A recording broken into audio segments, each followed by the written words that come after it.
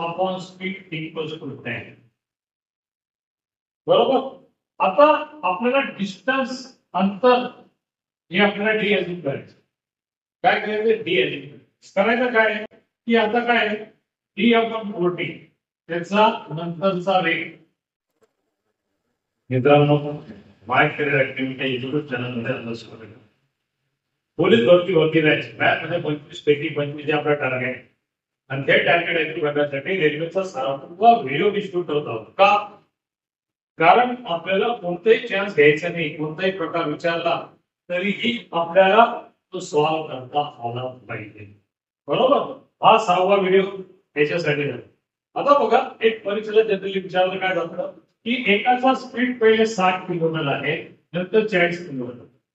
तो 60 किलोमीटर असल्यामुळे 20 मिनिट लवकर पोहोचतो, 40 किलोमीटर स्पीड असल्यामुळे 10 मिनिट उशीर होतो. हे प्रॉब्लेम तुम्ही स्टार म्हणून ठेवा. हे मॅक्सिमम परीक्षेला हा प्रॉब्लेम विचारला जातो. तर माझा मित्र जो विद्यार्थी पण आहे, मित्र पण आहे भाग्येश, त्यांनी मला खास हा व्हिडिओ बनवायला सांगितला की सर हा प्रॉब्लेम जमत नाही मला, मी तो करून तर तो मी सॉल्व्ह करतो. आता बघा, त्याच्यात स्पीड आपल्याला एक फॉर्म्युला माहिती आहे, distance upon speed equals to 10. बरोबर. आता आपल्याला डिस्टन्स अंतर हे आपल्याला डी एज्युम करायचं. काय करायचं? डी एज्युम करायचं. काय की आता काय डी अपॉन 40 त्याचा नंतरचा रेट, डी अपॉन 60 त्याचा आधीचा रेट. या दोघांचा फरक काय आहे? तो किती मिनिट बसतो? 20 मिनिट. तासात नोट केलं आणि तो 10 मिनिट म्हणजे तासात नोट केलेलं 10 मिनिट. आता बघा, अंतर डी एज्युम केलंय, त्याचं स्पीड 40 आहे, त्याचं स्पीड 60 आहे, त्यांचा एलसीएम येतो 120.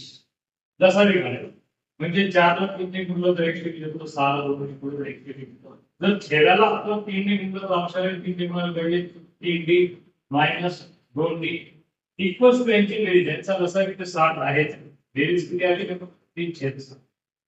आता बघा, डी 3d मधून पुढे गेला डी इक्वल्स टू 30 अपॉन 60 आणि हा 120 तो एक भागिले आहे.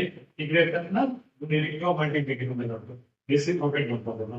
दिस is this equals that make it this. म्हणजे तुमचं डिस्टन्स किती आलं? 60 किलोमीटर. किती डिस्टन्स आलं तुमचं? आलं 60 किलोमीटर. 60 किलोमीटर तुमचं त्या व्यक्तीचं घरापासून ऑफिस तेवढं अंतर आहे. बरोबर. तर आता आपल्याला अजून असाच एक प्रॉब्लेम सॉल्व्ह करायचा की जेणेकरून तुम्हाला त्याची ग्रीप मिळेल. मी आता पुन्हा एकदा हा पहिला प्रॉब्लेम समजून सांगतो आपण काय केलं ते. हे बघा, distance upon speed equals to time. हा फॉर्म्युला माहिती आपल्याला. अंतर भागिले वेग बरोबर वेग. आता तेच केलं आपण. पहिल्या स्पीड येतोय काय, त्याचा स्पीड कमी केला, दुसऱ्या स्पीड मध्ये त्याचा स्पीड वाढलाय, दोघांचा लसावी काढला, 120 डिस्टन्स सेम आणलं, या दोघांचा फरक काढला डी. आणि इकडे वेळ 20/60 प्लस 10/60 म्हणजे अर्ली आणि लेट जे दोघं असतील तर त्यांचं ऍडिशन करायचं. आणि लेट आणि अर्ली असेल तर त्यांच्या वेगाचं ऍडिशन करायचं. लेट आणि लेट असतील तर त्यांचं सबट्रॅक्शन करायचंय आणि अर्ली आणि अर्ली असतील तर त्यांच्या टायमांचं सबट्रॅक्शन. तर त्यानुसार आपण हे डिजिटल इक्वल्स टू 60 किलोमीटर काढलं.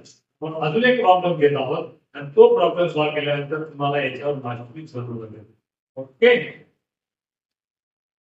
हॅलो फ्रेंड्स, आता आपण एक दुसरा प्रॉब्लेम बघतो आहोत. प्रॉब्लेम तोच आहे, पॅटर्न तोच आहे, फक्त आपल्याला प्रॅक्टिस होण्यासाठी सॉल्व्ह करतो.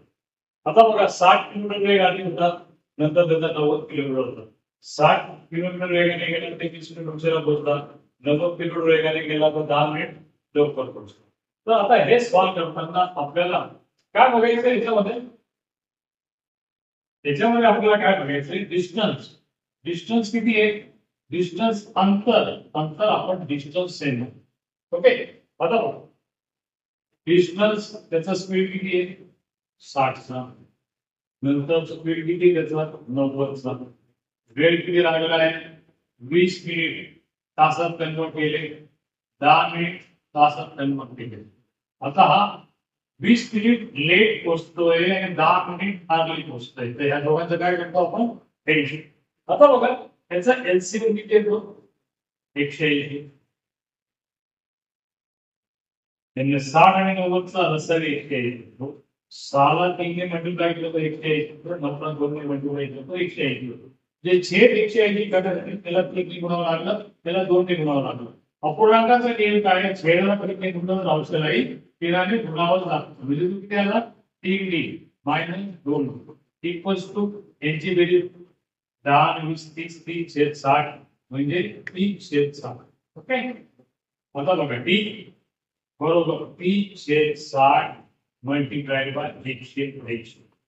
This साहित्यिक 18 डिजिटल इक्वल्स टू नंबर म्हणजे त्याचं घर 20 किंवा त्याने किती प्रवास केला त्याची वेगवेगळ्या पद्धतीने विचारलं जातं. तर त्याने किती किलोमीटर प्रवास केला 90 किलोमीटर.